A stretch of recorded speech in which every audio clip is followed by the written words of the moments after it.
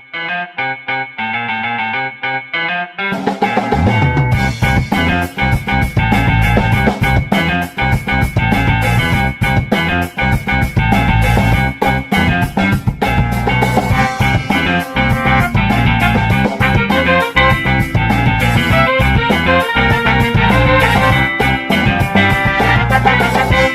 ngomongin birokrasi ala-lan. Hai kawan-kawan, ketemu lagi di obrolan omongin birokrasi ala-lan. Hari ini kita sudah terima tamu nih dari salah satu atau alumni dari salah satu pelatihan yang tentunya diampu oleh Lembaga Administrasi Negara, yaitu ASN Talent Academy.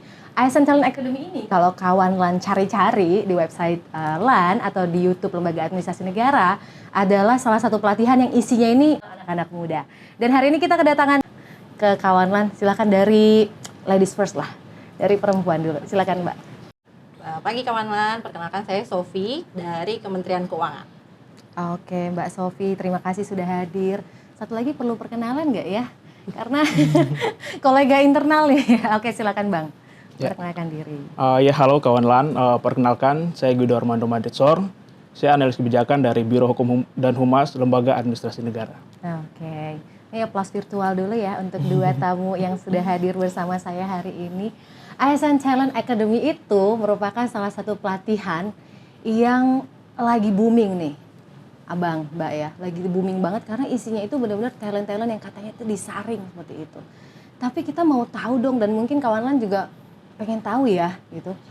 Seperti apa sih prosesnya sampai kalian tuh bisa jadi peserta? Belum alumni dulu ya, maksudnya kita belum bicara tentang walaupun kalian sudah alumni, tapi kita mau tanya gimana sih caranya atau prosesnya Mbak dan Abang jadi peserta? Siapa nih? Abang deh. Abang. Ya baik, mungkin saya menjawab dari prosesnya dulu ya Mbak Mariana ya. Pertama itu kan kalau misalnya kita melihat ke belakangnya, ini karena prosesnya kan panjang ya. Setelah ditetapkannya Permenpan 3 tahun 2020 tentang manajemen talenta, kemudian LAN menindaklanjuti dengan Peraturan Kepala LAN nomor 6 tahun 2020 tentang manajemen talenta PNS di lingkungan LAN. Nah, di situ ada beberapa tahapan yang dilakukan oleh Lembaga Administrasi Negara sendiri. Pertama, untuk manajemen talenta itu sendiri adalah untuk menjaring talenta PNS. Untuk menjaring talenta PNS itu dilakukan dengan mekanisme atau metode identifikasi peta PNS tadi. Kemudian setelah identifikasi talenta PNS tadi, itu terdiri atas kualifikasi, potensi, dan juga kinerja. Dari ketiga itu, kemudian identifikasi itu keluarlah namanya 9 box grade, box 1 sampai 9. Nah, talenta-talenta ini berada di box 8 dan juga box 9.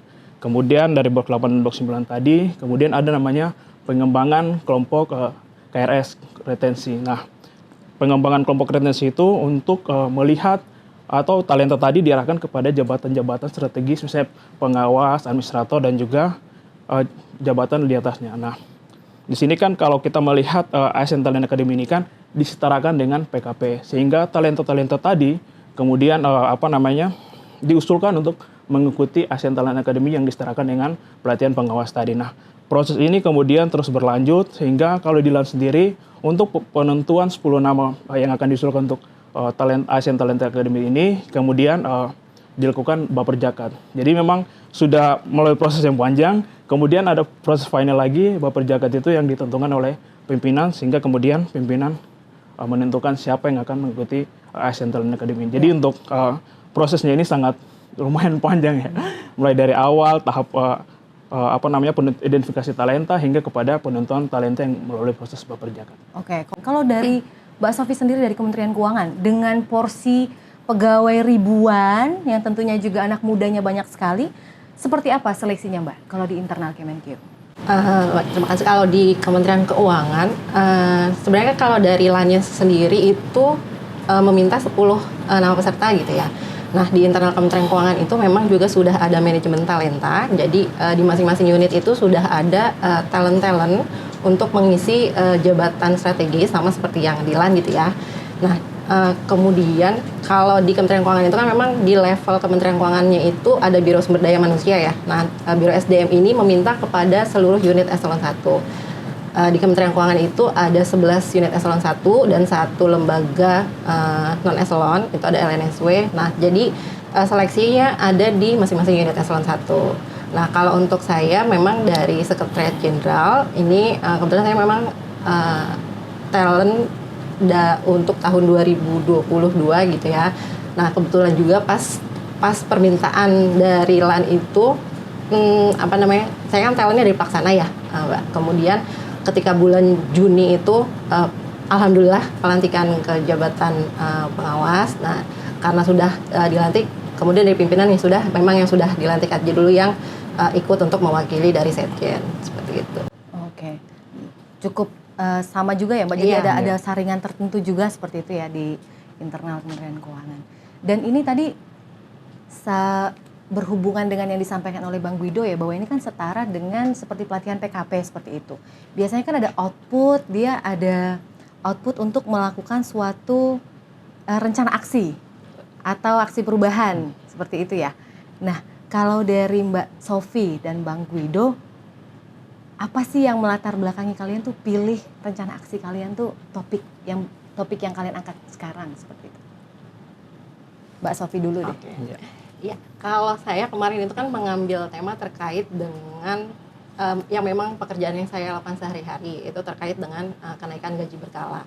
Jadi sebenarnya kalau di Kementerian Keuangan untuk KGB itu sudah otomatis by system. Jadi pegawai juga sudah tidak perlu lagi mengumpulkan dokumen segala macam, itu sebenarnya sudah tidak perlu. Jadi sudah otomatis ditarik by system. Namun memang ada beberapa hal yang perlu untuk disempurnakan dari sistem tersebut. Jadi untuk KGB di Kementerian Keuangan itu kemarin masih belum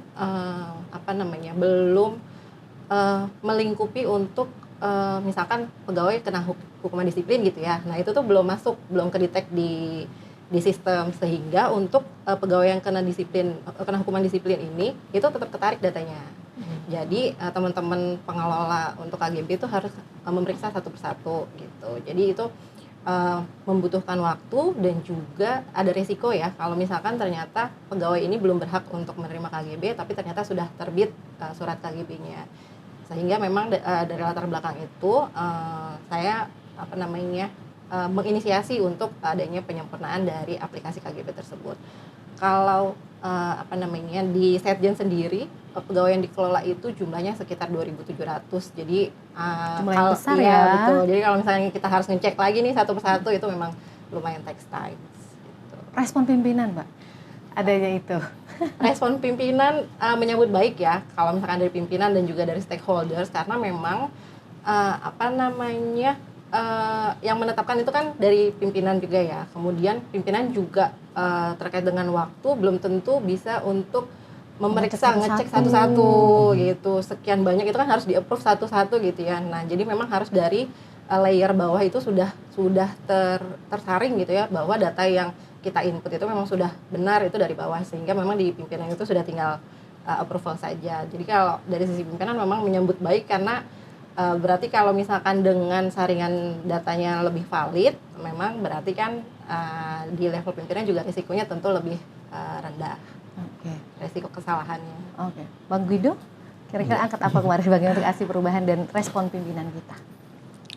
Sebenarnya kalau misalnya kita melihat kembali ke program ASN Talent Academy ini kan programnya bertujuan untuk membentuk pemimpin masa depan untuk mewujudkan Indonesia Emas tahun 2045. Nah, kita melihat kan kalau Indonesia Emas 2045 ini kan sebenarnya pemerintah sendiri telah menetapkan empat aspek yang salah satunya diantaranya adalah tata kelola pemerintahan. Nah, tata kelola pemerintahan ini oleh pemerintah sendiri itu diwujudkan dengan cara yaitu penyederhanaan birokrasi. Nah, hal ini yang menjadi salah satu trigger saya untuk menyusun aksi perubahan. Jadi perencanaan penyederhanaan birokrasi ini kan terdiri atas 3 aspek. Pertama yaitu terkait dengan penyederhanaan struktur organisasi, kedua penyetaraan jabatan, dan ketiga yaitu terkait dengan penyesuaian mekanisme kerja. Nah, penyesuaian mekanisme kerja ini sendiri di LAN itu di lembaga negara kami sudah ada peraturannya dalam Perkala nomor 22 tahun 2022. Tetapi secara implementasinya masih belum sempurna. Nah, ini saya melihat ada peluang nih, karena kebetulan saya sudah 6 tahun di LAN bekerja di bidang organisasi tata laksana. Kemudian saya melihat peluang ini dan akhirnya saya mendiskusikan kepada pimpinan bahwa ada peluang gimana untuk aksi perubahan saya ini, karena kami sebenarnya dari pelatihan ini sendiri diberikan tantangan nih. Sesederhana mungkin proyek kita maupun kompleks, tetapi bisa berdampak pada Indonesia Emas tahun 2045. Oke. Nah, kemudian dalam hal tersebut, saya ingin menyempurnakan tadi penyesuaian mekanisme kerja. Nah, agak sedikit melebar. Untuk penyesuaian mekanisme kerja ini kan, kalau misalnya kita melihat, tujuan daripada Indonesia Emas 2045 ini kan menghasilkan generasi emas ya. Generasi emas yang kemudian akan menjadi pemimpin pada tahun 2045 itu. Kalau misalnya kita mendata atau melihat peluang generasi emas ini akan berada pada generasi milenial. Generasi milenial itu kalau dihitung-hitung ke depan dari generasi milenial iya, yang sekarang ya. 2045 iya. 2045 itu generasi milenial yang akan menduduki jabatan-jabatan strategis di instansi pemerintah. Nah, saya melihat potret LAN, ternyata di LAN itu ada kurang lebih 30% generasi milenial untuk saat ini. Artinya dari 1.604 pegawai, ada terdapat 483 pegawai yang generasi milenial. Nah, Abang maksudnya melihat hal itu ya? Iya. Maksudnya data itu sebagai latar belakang Benar. untuk rencana aksi atau aksi ya, generasi milenial ini kan punya ciri khas tersendiri ya. Misalnya kerjanya pengen fleksibel, terus tidak suka didikte. Nah, ini kan cocok dengan aksi perubahan yang kan saya usung. Iya, dengan mekanisme kerja ya itu. Jadi gimana kita dapat mempertahankan talent-talent generasi milenial ini jadi pemimpin pada tahun 2045. Oleh sebab itu, saya menggabungkan dua konsep itu, kemudian menyusun aksi perubahan yaitu terkait dengan penyesuaian sistem kerja di lingkungan lembaga negara. Dan respon pimpinan sendiri sangat baik karena aksi perubahan saya ini berkaitan tidak hanya untuk kebutuhan organisasi, tetapi untuk level instansi pun juga sangat diperlukan karena merupakan salah satu bagian dari penilaian reformasi birokrasi untuk yang general. Jadi kemarin itu setelah ada aksi perubahan saya, itu puji Tuhannya lembaga negara itu untuk penyusunan sistem kerja mendapat nilai yang maksimal dari Kementerian Pan-RB. Wow, jadi memang harus berdampak ya, maksudnya membawa suatu perubahan menjadi input yang baik gitu ya, atau input yang bagus terbarukan gitu ya untuk instansi dan kementerian. Aku nggak heran sih kenapa Mbak Sofi dan Bang Guido itu jadi peserta atas seperti itu. Namun ada hal yang mungkin juga ditanya, yang jadi muncul pertanyaan ya oleh kawan LAN dan aku pribadi, saya pribadi. Kalau aksi perubahan yang kalian lakukan ini, itu seperti apa sih bimbingannya atau guidance-nya dari pelatihan itu sendiri? Apakah ada coach-nya, ada mentornya kah untuk kalian konsul atau seperti apa? Atau mungkin itu menjadi hal yang menarik seperti itu atau seperti apa? Atau selama pelatihan mungkin ada justru itu menjadi trigger persaudaraan seperti itu, saling membantu selama pelatihan seperti apa Mbak atau Abang?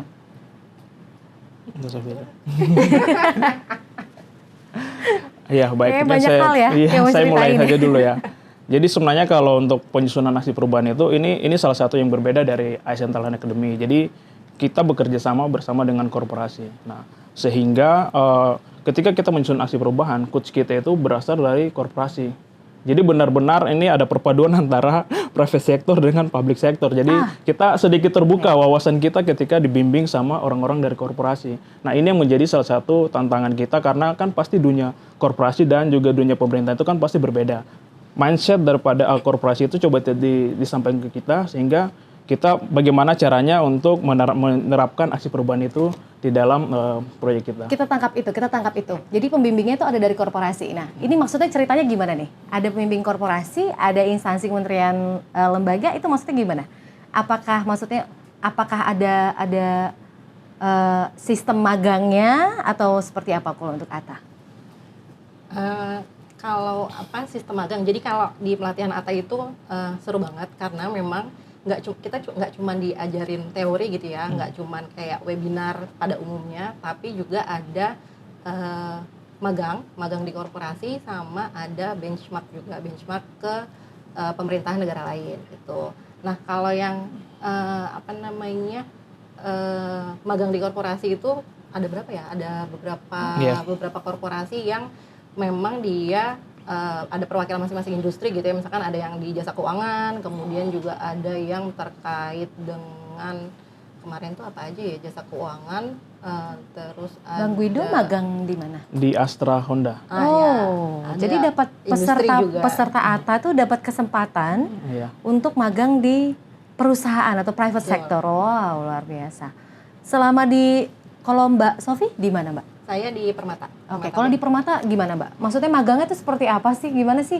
Kalau biasanya kan kalau instansi pemerintah ya udah instansi pemerintah aja gitu.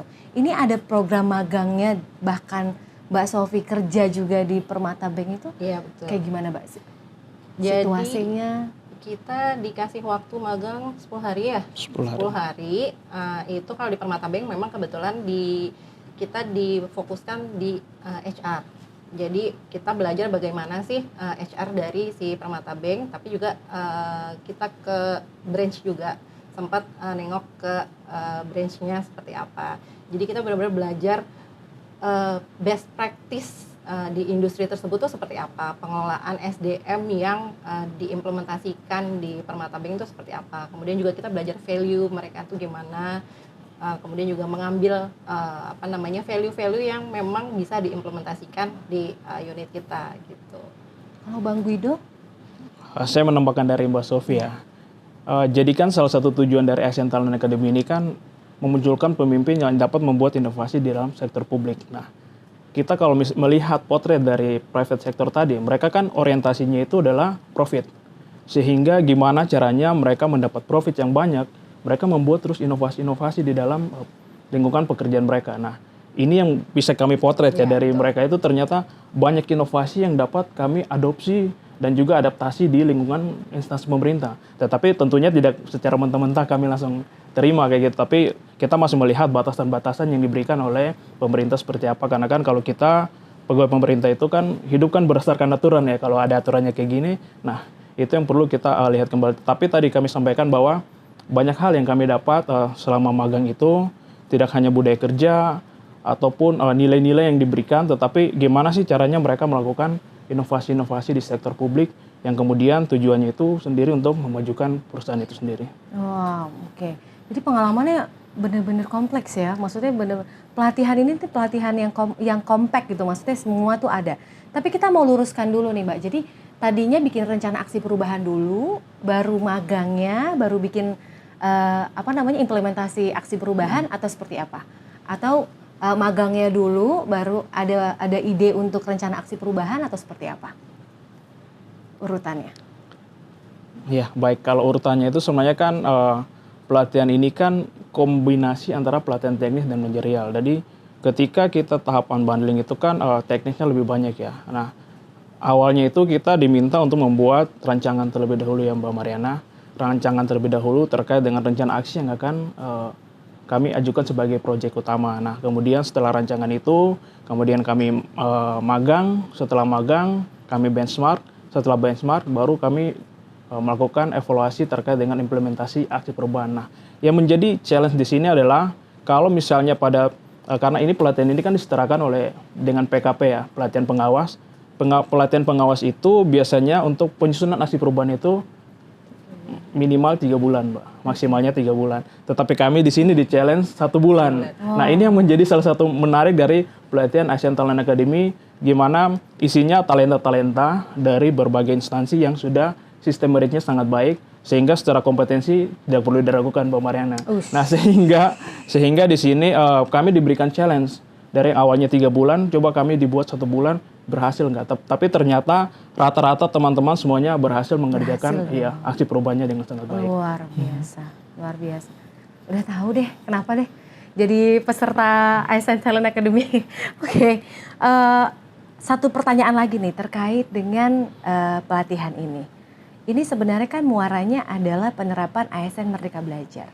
Dan menurut Mbak Sofi sebagai ASN dan Bang Guido sebagai ASN, gimana sih penerapan ASN Merdeka Belajar dalam pelatihan ATA ini?